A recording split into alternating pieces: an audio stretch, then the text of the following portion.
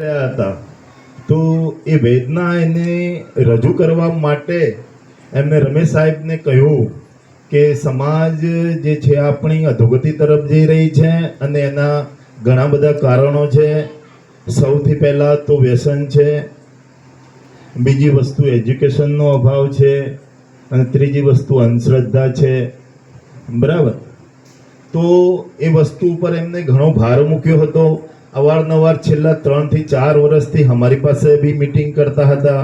અમને કહેતા હતા કે પ્રવીણભાઈ, વાતો તો આપણે ઘણી બધી કરીએ છીએ, સંતોની વચ્ચે આપણે ઘણા બધા બેસીએ છીએ, પરંતુ સમાજ આ જે દોટ મૂકી છે આંધળી અને અધોગતિ તરફ, એ જો આપણે ખાલી એક જગ્યાએ કોના પર બેસી રહીશું ને આપણે સંતો ભક્તિની વાતો કરીશું ને સત્સંગની વાતો કરીશું તો સમાજ વંચિત રહી જશે અને સમાજનો વિનાશ નિશ્ચિત છે. કેમ કે સમાજ જે અત્યારની દોટ મૂકી છે એના આધાર ઉપર સમાજની અંદર જો જાગૃતતા નહીં આવે અને આપણે એ સમાજને ચેતવવાની કોશિશ નહીં કરીએ તો આવતા 25-30 વર્ષની અંદર જેમ રાક્ષસો હતા એમ કહીએ છે, એવી રીતે આપણે પટની વાઘરી સમાજ હતા એ શબ્દ લાગશે. કેમ કે આજે 10 વર્ષ, 12 વર્ષ, 15 વર્ષનો છોકરો છરી ગજવામાં લઈને ફરે છે. 10 વર્ષ, 12 વર્ષ, 15 વર્ષનો છોકરો દારૂ પીવે છે. બરાબર. તો આપણા જે સમાજમાં સ્મશાનો થઈ રહ્યા છે, 10 સ્મશાનમાંથી 8 સ્મશાન કમોત છે. કાયદેસરના જે સ્મશાન થાય છે 10 માંથી 2 સ્મશાન કાયદેસરના થાય છે કે જેની 70 વર્ષની ઉંમર ઉપર હોય એ જ કાયદેસરનું સ્મશાન છે. એ પહેલાનું જે સ્મશાન થાય છે એ બધા અધોગતિના કારણે થાય છે, એ ભૂલોના કારણે થાય છે. કાં તો વ્યસનથી મરે છે, કાં તો એક્સિડન્ટમાં મરે છે, કાં તો પછી મર્ડર કરે છે, આત્મહત્યા કરે છે. તો આ જે દોટ મુકાઈ રહી છે સ્મશાનની, એ દોટને રોકવા માટે, એ અધોગતિને રોકવા માટે કિરણભાઈની જે ભાવના હતી છેલ્લા 4-1 વર્ષથી અમારી પાસે ઘણી મિટિંગો કરી, ઘણી વાતો કરી, પણ મેં કીધું એમને કે ભાઈ આ કાર્ય ભગીરથ કાર્ય છે, મોટું કાર્ય છે અને આ આપણા એકલાથી થાય એવું નથી. અને આપણે સમાજની અંદર જે એક ટીમ બનાવવી પડશે ને એ ટીમને સાથે લઈને નીકળીશું તો કદાચ 10 વર્ષ, 15 વર્ષ, 20 વર્ષ પછી આ સમાજને આપણે આમાંથી ઉગાડી શકીશું. તો એના માટે સૌથી પહેલા આપણે આ સંતોનો જે સમાજ છે આપણી સમાજનો, એના સાથ સહકારની જરૂર છે.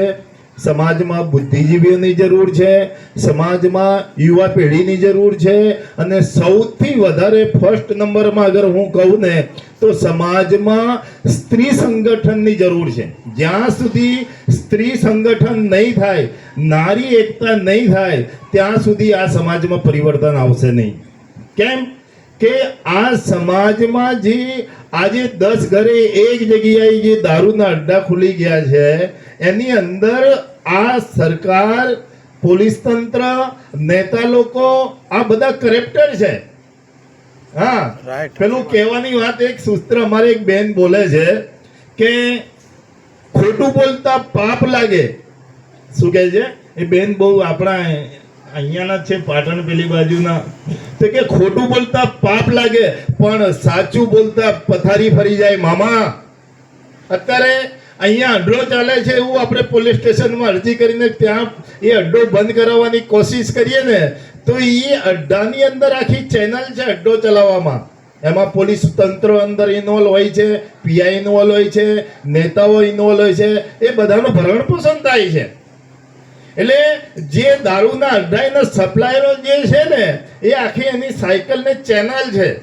ત્યાં આગળ તમારી અરજી કદાચ લઈ લેશે અને પછી અરજી જમા કરી દેશે અને એવા બાને આપણને ત્યાં આગળ પકડશે ને કે કદાચ પેલો દારૂનો અડ્ડાવાળો તો 1 દિવસ 2 દિવસ બંધ રાખીને છૂટી જશે, પણ આપણને જિંદગીભરની ફિલિંગ ભરાવતા કરી દેશે. એટલે આ કેન્સરની બીમારીની જેમ આ સમાજની અંદર ઘૂસી ગયું છે, આ સરકારમાં ઘૂસી ગયું છે, આ સરકારી ગવર્મેન્ટના તંત્રમાં ઘૂસી ગયું છે. તો એના માટે મેં જેમ કીધું કે આ સમાજમાં સૌથી પહેલા નારી સંગઠનની જરૂર છે. કેમ કે આ જે નારી છે એ આ વ્યક્તિને નિર્માણ કરવામાં 75% ભાગ ભજવે છે.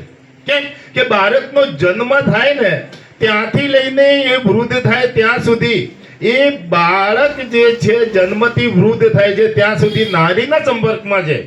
એનો જન્મ થશે તો એ માના સંપર્કમાં છે, પણ એનાથી થોડો મોટો થશે તો બહેનના સંપર્કમાં આવશે, એનાથી મોટો યુવાન થશે તો સ્ત્રીના અને પોતાની પત્નીના સંગઠનમાં આવશે.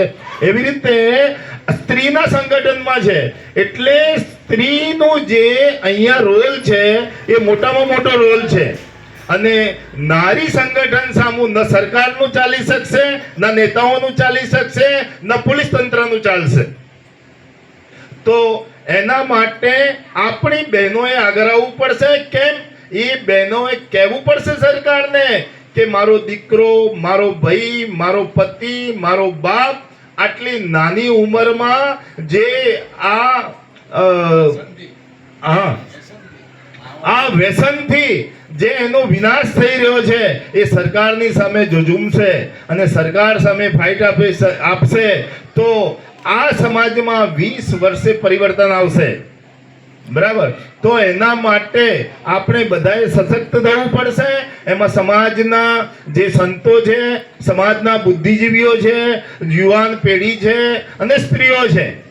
તો સૌથી પહેલા આ બાળકોને અંધશ્રદ્ધામાંથી બહાર કાઢવા પડશે, વ્યસન મુક્તિ કરાવવી પડશે અને એજ્યુકેશનનો જે અભાવ છે એટલે એને એજ્યુકેશન આપવું પડશે. જ્યાં સુધી આ વસ્તુઓ ત્રણેય વસ્તુ એમના ઘડતુલીમાં નહીં આવે, એમના ઘડતરમાં નહીં આવે ત્યાં સુધી પરિવર્તન આવશે નહીં. તો એના માટે આપણે સતત જાગૃત રહેવું પડશે. જેમ હું અવારનવાર કહેતો હોઉં છું કે હરિજન સમાજ છે એ હરિજન સમાજની અંદર આપણી સમાજમાં જે અત્યારે થઈ રહ્યું છે પહેલા થતું હતું આજથી 50 વર્ષ 60 વર્ષ પહેલા, બરાબર? પરંતુ હરિજન સમાજે બે વ્યક્તિના પગ પકડી લીધા, એક સંત રવિદાસ અને એક બાબા સાહેબ આંબેડકર. તો જે ઘરમાં મસાનની મેલડી ભૂવા આ તે બધું રહેતું હતું, આજે એ ઘરમાં હર ઘરની અંદર એક બાબા સાહેબ આંબેડકરનો ફોટો હોય છે અને સંત રવિદાસનો ફોટો હોય છે. કેમ કે એ લોકોને ઘડવામાં એ બે લોકોએ ભગીરથ કાર્ય કર્યું છે. તો એ બે જણના પગ પકડી આજે એ સમાજમાં હર ઘરમાં ગુરુમુખી થઈ ગયા છે. એવી રીતે આપણી સમાજમાં બી જો કોઈ સાચા સંતની શરણાગતિ નહીં સ્વીકારીએ તો આપણી અધોગતિ નક્કી છે. એટલે આપણે બી એક સૂત્ર બનાવવાનું છે, હર ઘર ગુરુમુખી. જેમ આપણા ભડવા હોય, આપણા બાપ દાદા હોય, આપણને આંગળી પકડીને ભૂવો બતાવી દીધો ને જોશી બતાવી દીધો ને અંધશ્રદ્ધાની અંદર પડી ગયા અને બોકરા બકરીની અંદર ઘૂસી ગયા. હર ઘર સગત.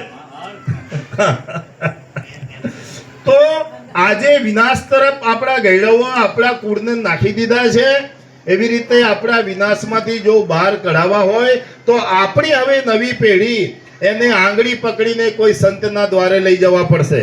જુઓ, આજે હીરાભાઈના ઘરની અંદર મને આજે 55 વર્ષની ઉંમર થઈ. હું હીરાભાઈને 45 વર્ષની મને સમજ આવી ત્યારથી હું એમને જાણતો હતો. હું અહીંયા એમના ભજનના હાર્મોનિયમને સાંભળવા આવતો. એ એમનો સ્વર નીકળતો ને એ સ્વર એમના હાર્મોનિયમ સાથે એટલો સેટ થઈ જતો અને એવો આનંદ થતો હતો. આપણે એક તાર એમ લાગે કે આપણે કોઈ પરમાત્માની સ્મૃતિ કરી રહ્યા, પરમાત્માના દર્શન કરી રહ્યા, પરમાત્માનો કોઈ ગુણગાન સાંભળી રહ્યા એવું લાગતું હતું. આજે તમે વિચાર કરો કે આટલા 48 મકાનની અંદર એક ઘર ગુરુમુખી છે. તો એ ઘર ગુરુમુખી થવાથી સંતની શરણાગતિ સ્વીકારતી એ ઘરની અંદર કેટલું પરિવર્તન છે. એ ઘરના સંતાનોમાં કેટલું પરિવર્તન છે. એ ઘરના સંતાનોમાં એજ્યુકેશનની વાત છે.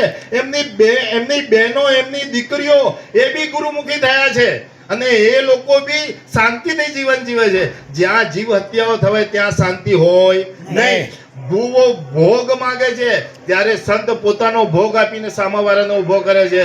એટલે ગરીબમાં ગરીબ નાનામાં નાનો બી સંત હશે ને તો એનો ફોટો મુકાશે, એનું પૂતળું મુકાશે, એનું નામ લેવાશે, એના 4 ઈંટોની મઢી બનશે. કોઈ ભુવા જોશીની મઢી કે મૂર્તિ મુકાતી મેં 55 વર્ષમાં જોઈ નથી. કેમ?